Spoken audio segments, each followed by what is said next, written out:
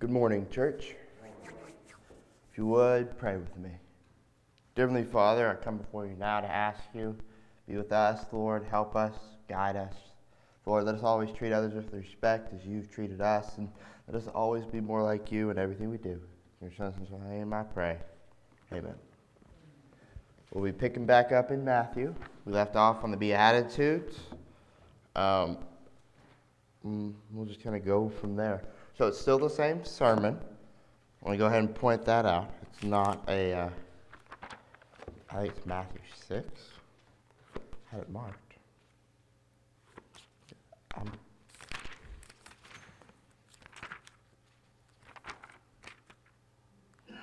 Yeah, Matthew 6.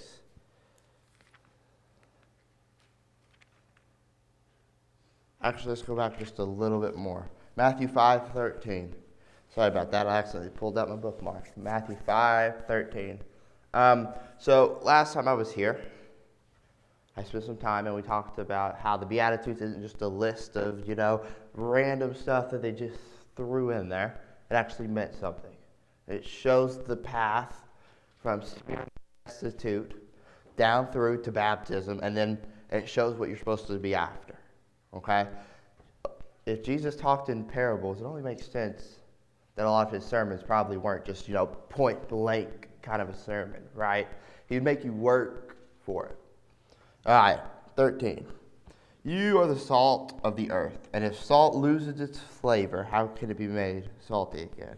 It is no longer good for anything except to be thrown out and trampled on by people. All right, let's start there.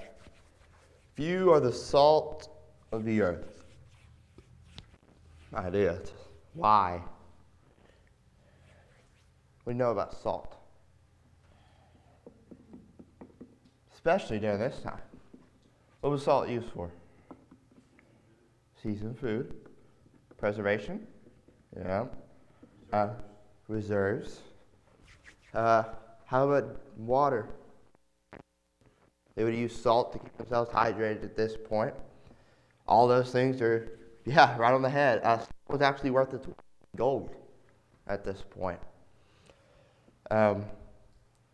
Salt, if not salty, there's no point for it, right? If we are not godly, there's no point for it, right? God talks about spewing lukewarm water out of his mouth, right? If you're not doing the job that God has set for us, there's no point in him having us by his side. There's no sitting on the fence with God, despite everything you might have heard. You're either for him or anything else you might think you are is against him. You are the light of the world. A city located on a hill cannot be hidden. People do not light a lamp and put it under a basket, but on a lampstand, and it gives light to all in the house. In the same way, let their light shine before people so that they can see the good deeds and give honor to the Father in heaven. All right, we know about light. We talked about light, but let's go ahead and put this in perspective. No electricity back then, right? The only things they had was fire and lamps, okay? We know this. So there were certain days where everything would be completely dark if there wasn't a moon. You could barely see your hand in front of your face. I mean, there was no light pollution whatsoever. Have y'all ever been, we've done this activity. At the college I was at, we did this activity where we all went. We had the candle, of course, but the idea is whenever you looked out there was a lot burning. You could see people out there. You might not be able to see their faces, but you could look out there and say, hey, there's someone out there right now. And then you could see people reigniting candle with candle. It was a really powerful thought. But I guess the idea is, these go hand in hand. Because if you're not salty, you lose your saltiness. There's nothing there. When you put salt in a meal, it's supposed to, attract, bring to.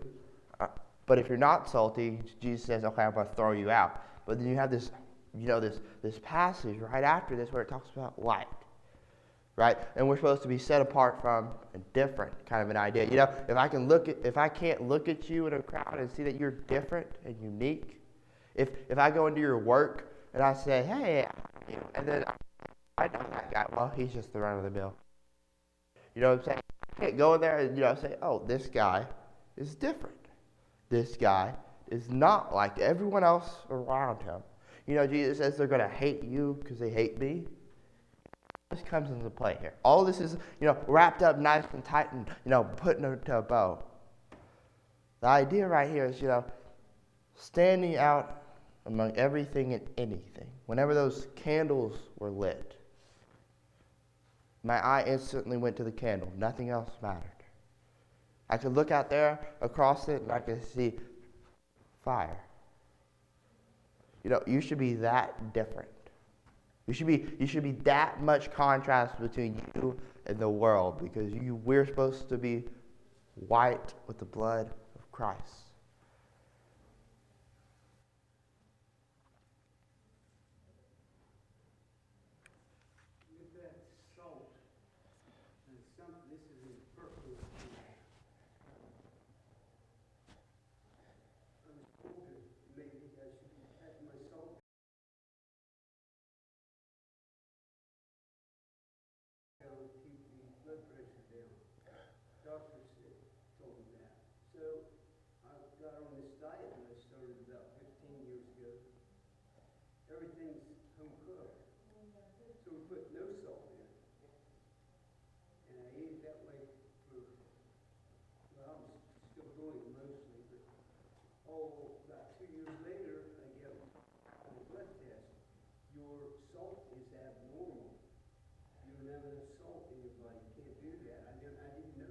Mm-hmm. Doctor said, well, you get enough out of your diet. You do if you eat American diet. But if you go to something like where you're cooking it. So there's another thing to think about spiritually. You're not going to be healthy without that salt in your body. But the same way with the spirit, with what he's comparing the salt to. Mm-hmm. That salt of the light, you're not spiritually healthy. I would have never thought of that, but then going back to that, it's hypocrisy. All right. Going on down, starting in 17. Do not think that I've come to abolish the law or the prophets. I have not come to abolish these things, but to fulfill them. I tell you the truth, until heaven and earth pass away, until not the smallest letter or stroke of a letter will pass from the law, until everything takes place. So anyone who breaks one of the least of these commandments, teaches others to do so, will be called least in the kingdom of heaven. And whoever obeys them and teaches others to do so will be called great in the kingdom of heaven.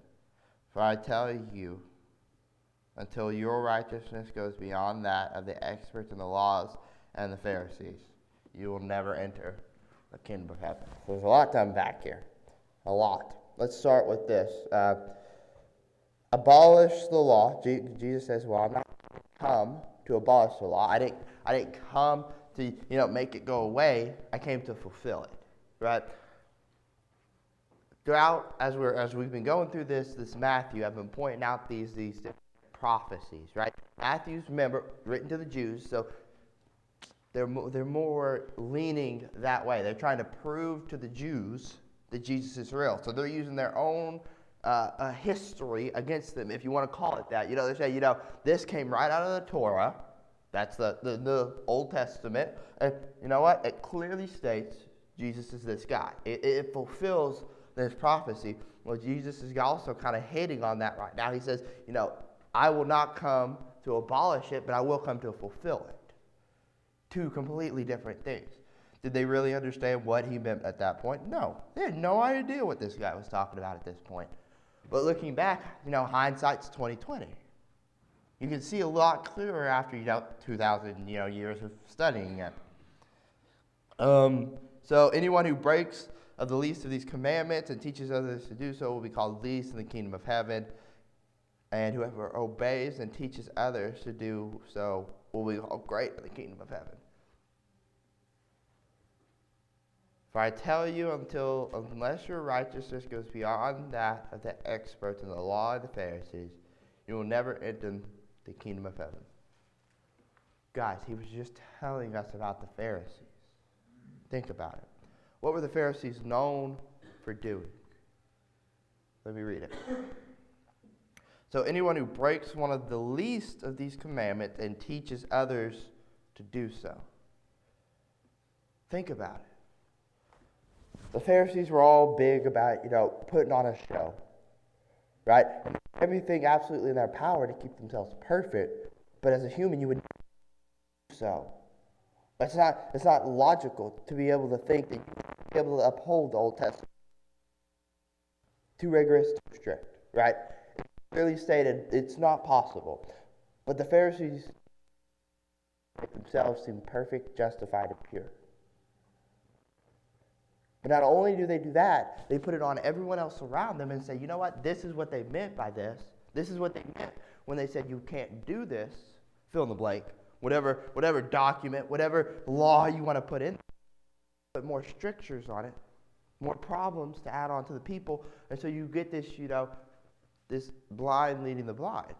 Because not only is this Pharisee now dealing with this problem, but now he's trying to teach other people how to try to fix it. So you have this very same thing portrayed here, and Jesus is just simply taking a knife and stabbing him in the heart. Because he says right after that, unless you surpass the righteousness of the Pharisees, you shall not surely enter the kingdom of heaven.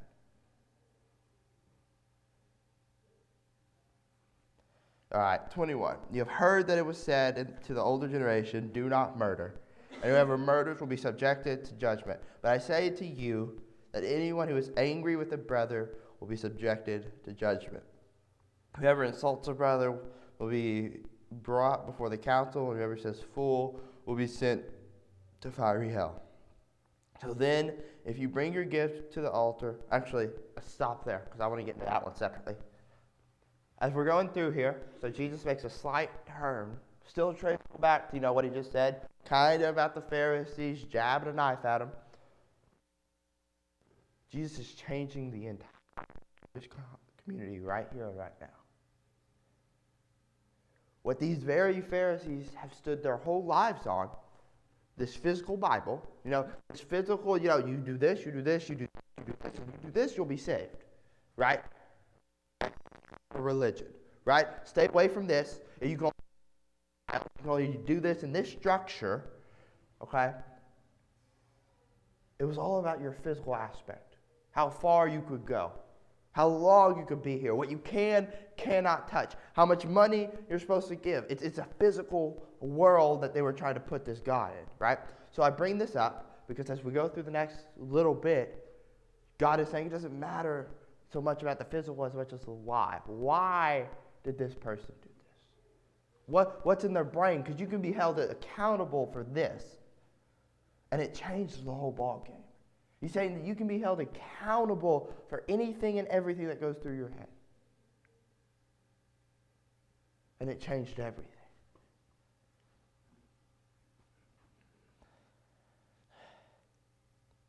So then if you bring a gift to the altar, and there you remember that you have something against your brother, leave your gift there in front of the altar. First go and be reconciled to your brother, and then come and present your gift.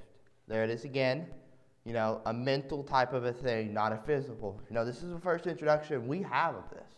You're going through the Old Testament, and then now you're going through the New Testament. This is really your first, mental kind of a thing going on here.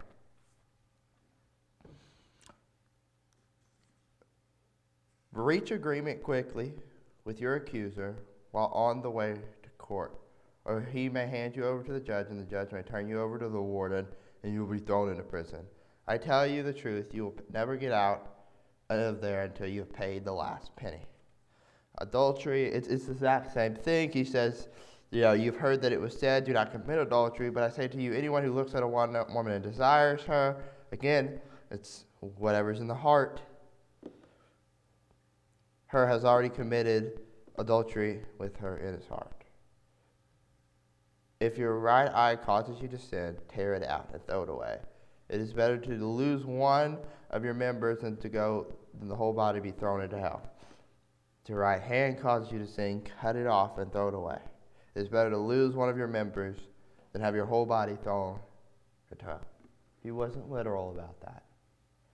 If you didn't know that, I assume most of you knew this. He's not literally telling you to cut your hand off. He's trying to say put as much distance between, the problem and yourself, right? If you know you have a problem drinking, put as much distance between bars and alcohol. If you know you have a problem, with women, don't, go out and, ride a bicycle looking for them.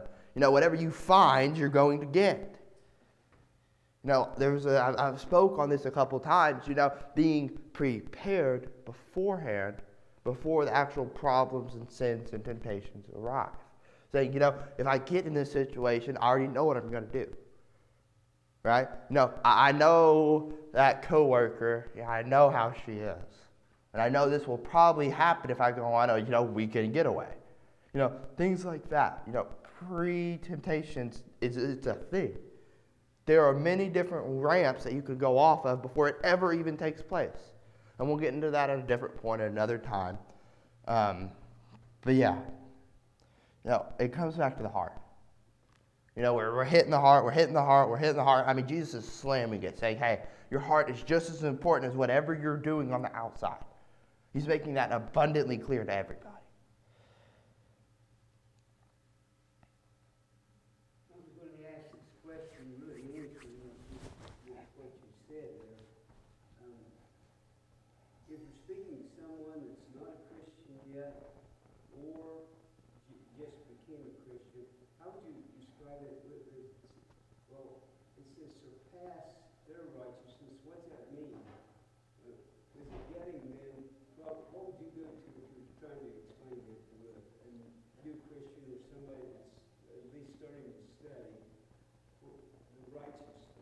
Would you go right to the heart of why Jesus was looking at why? Well, righteousness of the Pharisees. That's a whole different type of righteousness. You know what I'm saying? Like, that's a whole different can of worms. I tried to just barely scrape over the tip of the iceberg right there. Because it's not real righteousness. But if they're asking why, or if they're asking, what do I have to do to surpass their righteousness? Would you go to, well, one of the things the Pharisees, like you explained, I would go to the heart. their heart. Yeah, that's exactly where I go, yeah. Okay. But yeah, it's like, putting as far away as possible the temptation. Giving yourself the best chance possible. Stacking the cards as high in your favor. That's kind of what we're looking at here. It's this idea you don't have to cut off your limbs, literally. But there's still, a trimming of branches kind of a thing, right? If I know that I have a buddy who absolutely gets, pasted every single Saturday, I probably shouldn't be hanging out with him Saturday if I'm an alcoholic. Or if I claim to be a Christian. I can hang out with them maybe a couple other days of the week. It doesn't mean you have to completely cut them off, but there's got to be a trimming of branches when you first become a Christian. And that's kind of what you're seeing here. Next, you got divorce. It was said, whoever divorces his wife must give her a legal document. But I say to you that everyone who divorces his wife, except for immorality, makes her commit adultery. Whoever marries a divorced woman commits adultery. All right.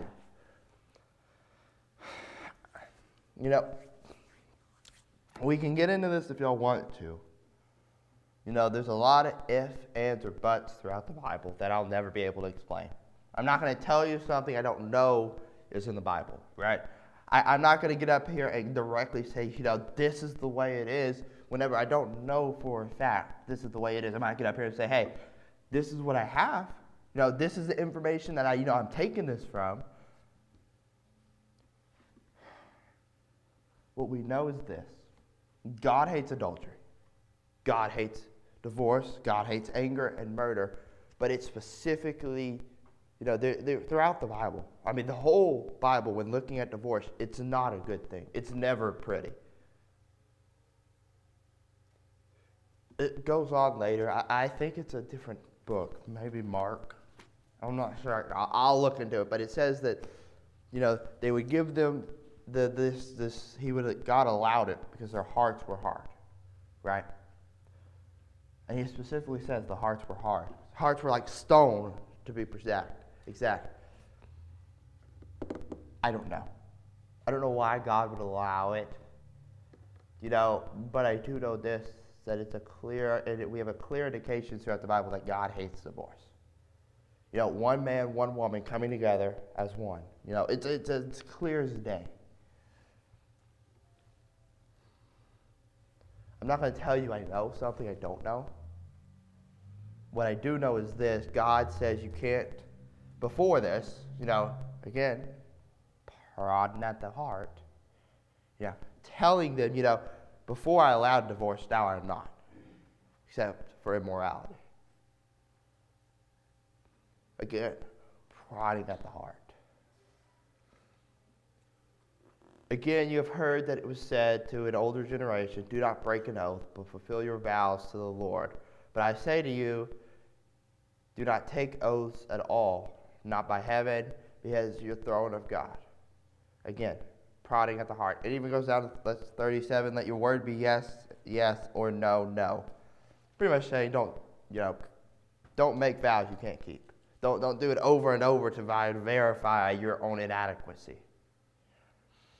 Love for your enemies. You have heard that it was said, love your neighbor and hate your enemy. But I say to you, love your enemy and pray for those who persecute you, so that you may be like your Father in heaven, since he caused the sun to rise on the evil and good, and sends rain on the righteous and the unrighteous. For if you love those who love you, what reward do you have? Even the tax collectors do the same, don't they? And if you greet your brothers, what more do you do? Even the Gentiles do the same, don't they? So then be perfect as your heavenly Father is perfect. All right. So we finally finished through this, right? I want to give you a start here. I took each one, and each one comes directly from the Old Testament. 21, do not murder. 27, do not commit adultery. 23, whoever divorces his wife must give her a legal document. 33, do not break an oath, but fulfill your vows to the Lord. 38, an eye for an eye, a tooth for a tooth. And 43, love your neighbors. All these are direct quotes from the Old Testament. I mean, it's like, he hits them with one, then he hits them with another, then he hits them with another, then he hits them with another. By the time they have time to start even thinking about one, he's already swapped over and he's doing another. And he's saying you had it wrong the whole time, every single time. And this is this beautiful picture as Jesus completely dismantles the Pharisees and the Sadducees. In an instant, in 30 minutes, he brings this group to their knees. It's just a beautiful picture. One after another after another. Starting off in chapter 6. Be careful not to display your righteousness merely to be seen by people. Otherwise, you have no reward with your Father in heaven. So a little bit more of a prick there. A little bit more of a jab. Otherwise, you have your reward in heaven. Thus, whenever you do charitable things, do not blow a trumpet before you, as the hypocrites do in the synagogues and on the streets, so that people will praise them. I tell you the truth, they have their reward. And when you do the giving, do not let your left hand know what your right hand is doing, so that your gift may be in secret, and your Father who sees in secret will reward you. Now, he doesn't give as much on the giving, but I want to let you know they had copper, imagine like a huge copper tin, right?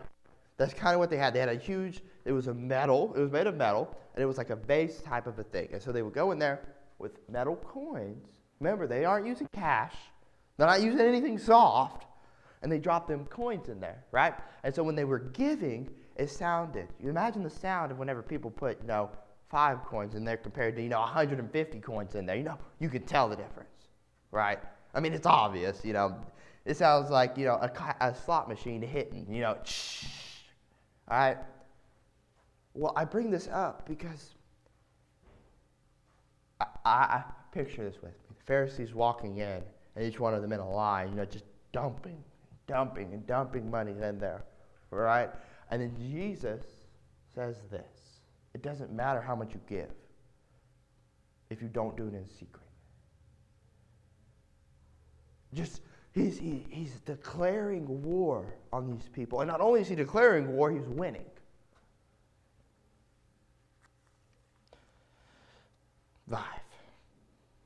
Whenever you pray, do not be like the hypocrites, because they love to pray while standing in synagogues, on street corners, so that people can see them. Truly I say to you, they have their reward. But whenever you pray, go into your inner room, close the doors, and pray to your Father in secret. And your Father who sees in secret will reward you. When you pray, do not babble repeatedly like the Gentiles, because they think that by their many words they will be heard. All right, before I keep going, I want to keep going, but I want to point out that it says the hypocrites in synagogues. The synagogues was where the Pharisees were. It's specifically pointing out the Pharisees. There was multiple different synagogues throughout the whole nation. We can get into this at another time, but essentially everyone would come and they would worship there because they don't always have the ability nor time nor want to go all the way to Jerusalem every single time they had to worship. Okay? I bring this up because what the Pharisees did was they were over the synagogues. Right? That was one of their main tasks, one of their main duties is to be over that. And the Sadducees, of course, but that's a whole different argument for a whole different time. There's no reason to go that far into stuff. He's prodding, he's picking. I mean, Jesus is full on dismantling a lot of the arguments that they were making at this time. You know, Gavin might ask about forgiving good works and things here. Not to toot our horn or whatever. The main thing is, when we do these things in secret, people won't see them, but yet, verse 4 says, your Father which sees what you do in secret shall reward thee. God knows what to do. He's the one who wants to do. 100%. So, before this system of, how do I want to approach this before this system of what we have now, we talked about what they had then. I want to bring up this idea, imagine the to and fro's that would have happened back then. I gave this much, why didn't you give this much? Stuff like that from the Sadducees, the Pharisees. People who were barely making enough, the widow with the 2 mites. They were expected to give just as much as these other people. Not fair, not right, not even legal, but that's really what would happen. It's a much, much better. Can you imagine the drama, the junk that probably went with this whole entire system? Imagine how many times, someone was pointing a finger or whispering, hey, they didn't really give as much as this person. Stuff like that. All right, off to the prayer. O Father in heaven, hallowed be thy name. Thy kingdom come, may your will be done on earth as it is in heaven. Give us today our daily bread, and forgive us our debts as we ourselves have forgiven our debtors. Do not let others into temptation, but deliver us from the evil one. Listen to this. For if you forgive others' sins, your heavenly Father will also forgive you. That's in there. Read it again here. If you forgive other sins, some versions do. Anyone have trespasses? Some other versions, I think, do trespasses. If you forgive other trespasses, your heavenly Father will also forgive you. But if you do not forgive others, your Father will not forgive you.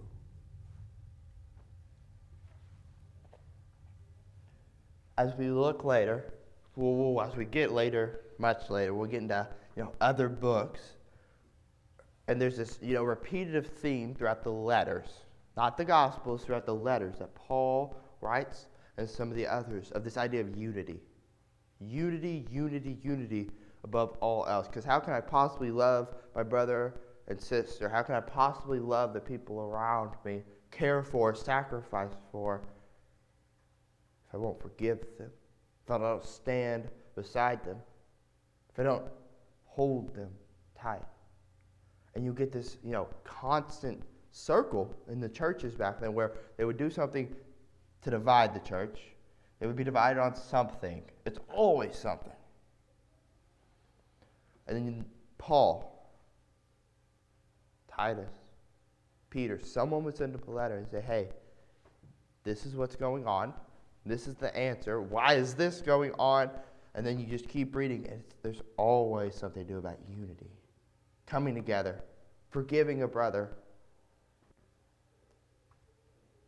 Unity above all else is not taught as much in the church as I wish it was. But it's something that should be. It's something that's so biblical, it goes way beyond everything else. We'll pick up back where we left off next time. Thank you for listening.